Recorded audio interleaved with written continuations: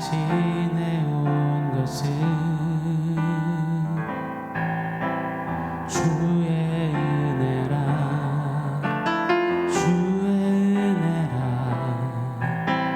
지금까지 지내온 것은 내가 하나님의 자녀 된 것은 주의 은혜라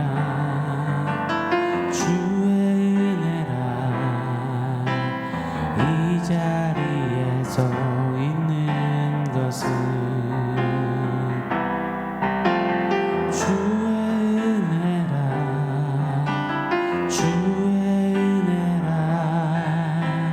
지금까지 지내온 것은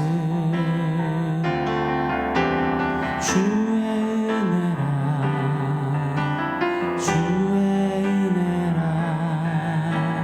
지금까지 지내온 것은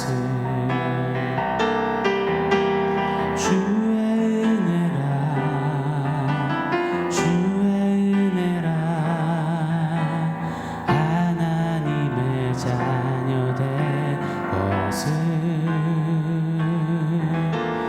주의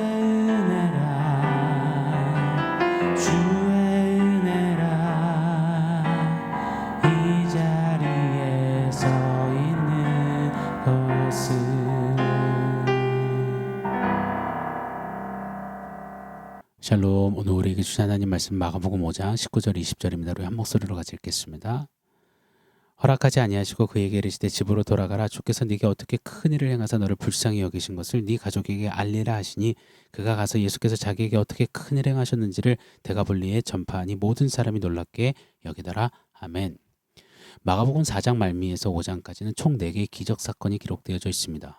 그 중에서 우리 두 번째 기적사건을 함께 살펴보았습니다. 첫 번째 기적인 광풍을 잠잠케 하시며 뚫고 나아가신 예수님이십니다. 왜 그러셨죠? 바로 두 번째 기적을 위해서요. 군대에 귀신 들린 자를 자유케 하시고 살리시기 위해서요. 아무 소망도 없는 격리된 골칫거리 미치광이 광인에게서 그런 그를 그냥 미친 사람 취급했습니다. 그런데 주님은 그리 보지 않으셨어요. 그 광인에게서 선교사를 보셨습니다. 그 광인에게서 복음 증거의 미래를 보셨습니다. 그 광인에게서 그를 통해 이루실 복음 전도의 역사를 보셨습니다. 자, 오늘 이 두 번째 기적, 군대 귀신 들린 광인의 회복 사건을 이제 마무리 지으려고 합니다. 그런데 우리가 놓치지 말아야 하는 중요한 키포인트 주제가 있어. 이것을 다루고 좀 마치도록 하겠습니다. 자, 그 키포인트 주제는 무엇이냐? 바로 불쌍히 여기심입니다. 19절이죠. 허락지 아니하시고 그에게 이르시되 집으로 돌아가 주께서 네게 어떻게 큰 일을 행하사 너를 불쌍히 여기신 것을 네 가족에게 알리라. 주께서 이 귀신 들린 사람에게 행하신 가장 큰 일이 무엇입니까? 뭐 귀신이 떠났네, 회복됐네, 정신이 돌아왔네, 그거 큰일 맞죠. 그런데 그 정도가 아니라십니다. 이 본문에서 이 회복 사건에서 가장 중요한 큰 일은 무엇이냐? 하나님이 불쌍히 여기셨다라는 겁니다. 이것을 마가가 정확히 짚고 지금 제시하고 있습니다. 그리고 오늘은 이 불쌍히 여기심에 대해서 좀 간략하게 상고해 보고 싶어요. 이 불쌍히 여기심, 이걸 보지 못하고 그저 현상에만, 귀신이 나갔대, 이런 기적 현상에만 몰두하는 일이 없기를 원합니다. 왜 귀신을 내쫓으셨는가? 왜 그 광인에게 찾아가셨는가? 바로 이 불쌍히 여기심 때문임을 놓치지 않기를 원합니다. 이 불쌍히 여김을 전문적인 신학 용어로 긍휼이라고 합니다. 이 긍휼은 성격상 저는 힘든 사람 보면 그냥 못 지나치겠어요. 어떻게든 도와야죠. 이런 성격적인 이야기가 아닙니다. 우리가 가질 수 있는 긍휼, 비스무리한 측은함, 연민동정, 측은지심 이런 것과는 성경이 말하는 긍휼과는 큰 차이가 있습니다. 긍휼이란 이렇게 한번 표현해 보고 싶어요. 선을 넘는 것이더라고요. over the line, 선을 넘다라고 한번 명명해 보고 싶습니다. 자, 이것을 성경 속 이야기로 한번 설명해 드려 보겠습니다. 먼저 구약 성경에 호세아와 고멜 이야기를 들어보셨을 겁니다. 이방 신전 앞에서 몸을 파는 여인, 내일에 대한 소망도 없이 가장 천하지천한 모습으로 살던 여인 고멜을 아내로 맞이하라고 주님이 호세아에게 명하십니다. 동전 몇 푼 후원해주는, 그래서 힘내세요 응원하는 것이 아니라 아예 아내로 맞아서 그 모든 것을 다 품으라 하셨습니다. 그렇게 불쌍히 여김으로 아내로 맞고 고멜을 행복하게 해주셨죠. 그래서 스라의 이남 1녀까지 나왔습니다. 그런데 이 고멜이 남편과 자식들을 버리고 또 결국은 이방 신전 앞에서 몸을 파는 여인으로 전락하고 맙니다. 깊은 상실감에 분노에 쌓인 호세아에게 우리 주님이 찾아오세요. 씩씩대고 있었겠죠. 저는 여기까지입니다. 더는 못합니다 했겠죠. 제가 호의를 베풀었는데 이건 너무하지 않습니까? 여러분, 호세아 거기까지도 훌륭해요. 대단합니다. 그런데 우리 주님은 또 찾아오셔서 호세아에게 선을 넘으세요. 말도 안 되는 오더를 내리십니다. 그런 고멜을 다시 사랑하라 하십니다. 다시 손을 내밀고 호의를 베풀라세요. 호세아는 너무너무 힘겼지만 순종하죠. 그러면서도 여전히 씩씩대고 있을 호세아에게 우리 주님이 이렇게 말씀하시는 겁니다. 호세아서 11장 8절이죠. 에브라임이야 내가 어찌 너를 놓겠느냐. 이스라엘이여 내가 어찌 너를 버리겠느냐. 내 마음이 내 속에서 돌이켜 나의 궁일이 온전히 불붙듯 하도다. 이스라엘 백성이 꼭 호세아야 네 아들 아내 이 고멜과 같구나. 그러나 나는 내 마음이 내 속에서 돌이켜서 긍휼이 불붙듯해서 내 신부를 포기하지 못하겠다. 여러분, 고멜이 받은 것은 고멜 같은 이스라엘이 고멜 같은 저와 여러분이 받은 것은 연민, 동정, 측은지심이 아닙니다. 선이 너무나도 분명히 그어질 수밖에 없던, 그래서 선 밖에서 죽어질 수밖에 없던 그냥 그렇게 창기처럼 끝나버릴 운명. 그 누구도 손가락질 해도 마땅한 그런 선 그어진 자들. 그런데 그 선을 우리 하나님이 넘으신 거예요. 고멜과 같은 우리에게 우리 주님이 선을 넘어 손을 내미시고 호의로 다시 안아주셨습니다. 자, 누가복음 15장에 탕자 이야기가 있습니다. 아버지가 버젓이 살아계신데 유산을 땡겨달라고 했죠. 이것은 아버지가 돌아가셨습니다. 아버지를 죽은 사람 취급하는 정말 불효막심한 절대 용납될 수 없는 불의였습니다. 최악이었습니다. 그렇게 땡겨간 유산을 다 탕진합니다. 결국 돼지 쥐염 열매로 굶주린 배를 간신히 채우는 자리로 전락하지요. 탕자가 그제서야 아버지의 집을 생각합니다. 아버지의 집엔 먹을 게 그리도 많은데 종들도 잘 먹는데 내가 이제 아들이 아닌 품꾼 중 하나로 돌아가야겠구나. 그래서 누가복음 15장 20절입니다.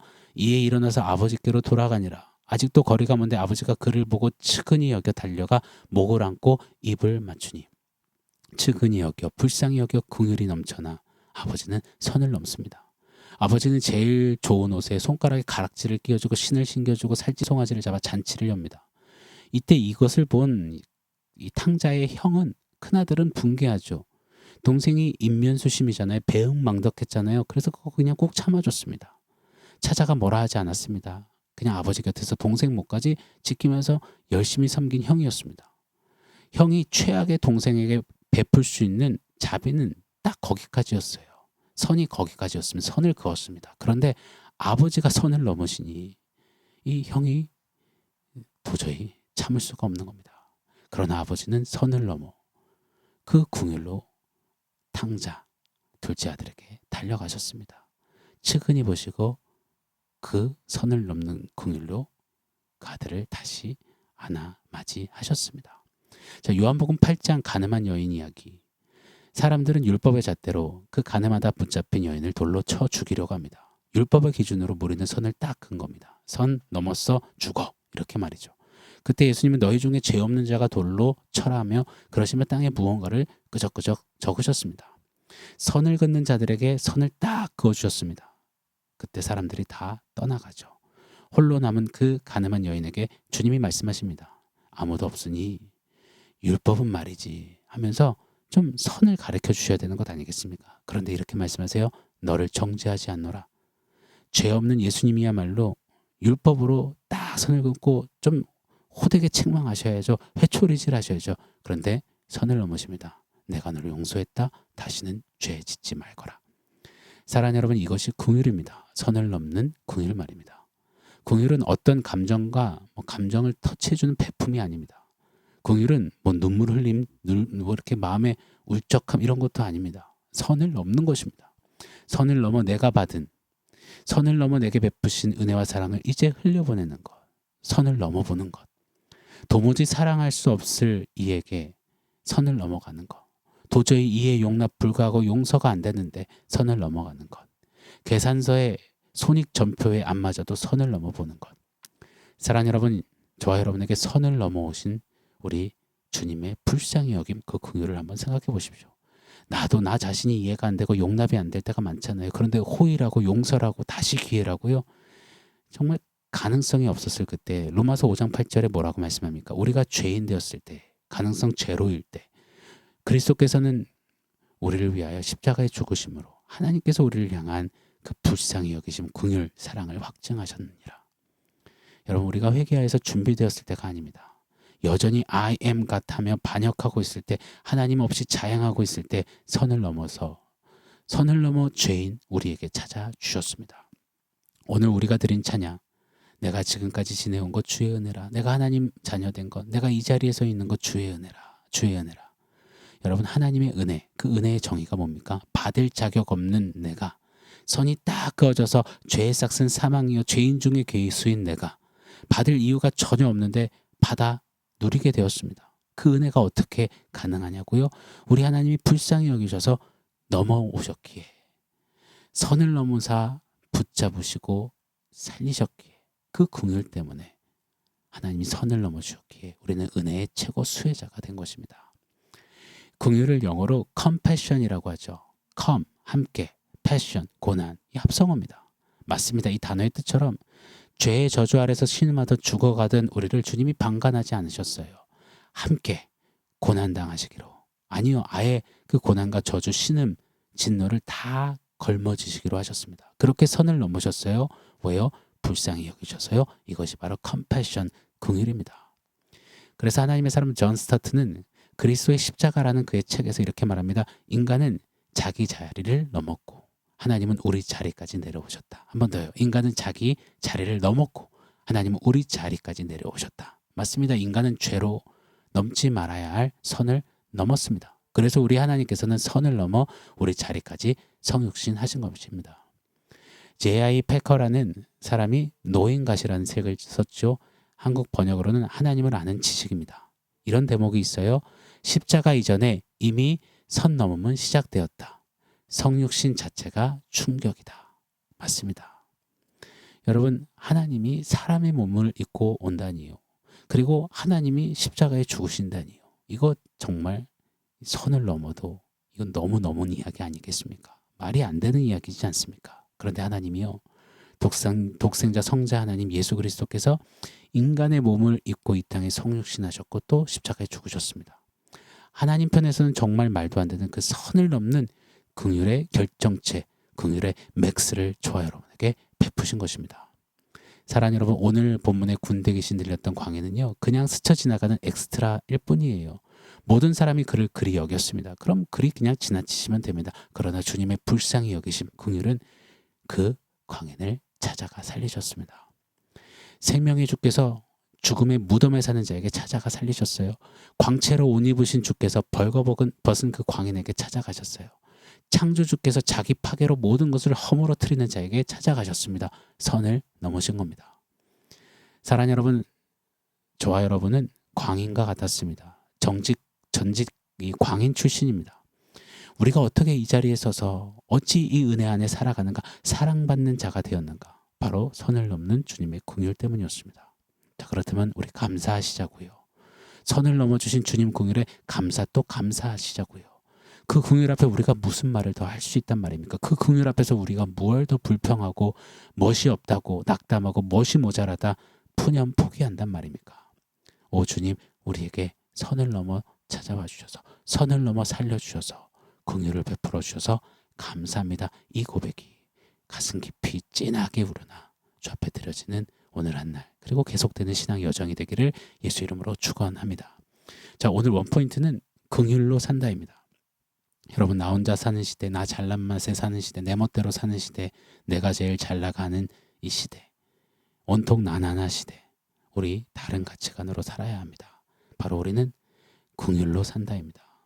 오늘도 나를 불쌍히 여기시며 바라보시며 안으시며 나만 사랑하시기로 작정하신 것처럼 당신의 모든 것을 쏟아 손을 넘어 살리신 그 주님의 긍휼로 산다. 그 긍휼에 감격하며 하루하루를 사는, 그때 죄된 세상은 이해 못하지만 범접할 수 없는 놀라운 능력이 우리에게서 뿜어져 나간다 믿습니다. 나는 긍휼로 산다 외치며 그 긍휼에 풍성하신 주님 앞에 더 한 발자국 깊이 깊이 나아가 드려지는 우리들이 되기를 예수 이름으로 축원합니다. 아멘. 사랑하는 성도 여러분, 오늘 말씀과 원포인트 기억하면서 우리 함께 기도하겠습니다.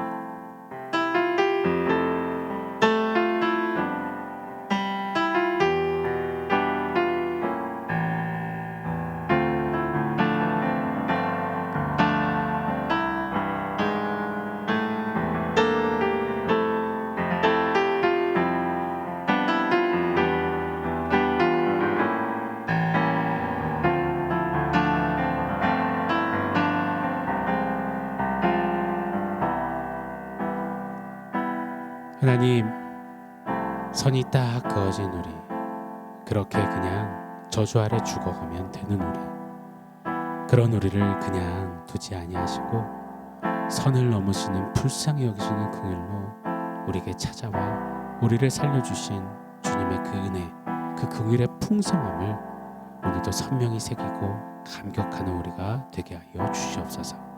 주님의 선을 넘는 긍휼로 살았다면 이제 우리도 그 주님의 긍휼을 따라 닮아 나는 긍휼로 산다 외치며 긍휼의 주님 따라 선을 넘어 주 예수 긍휼의 복음을 증거하며 나타내는 삶 살게 하여 주시옵소서. 예수님의 이름으로 기도합니다. 아멘.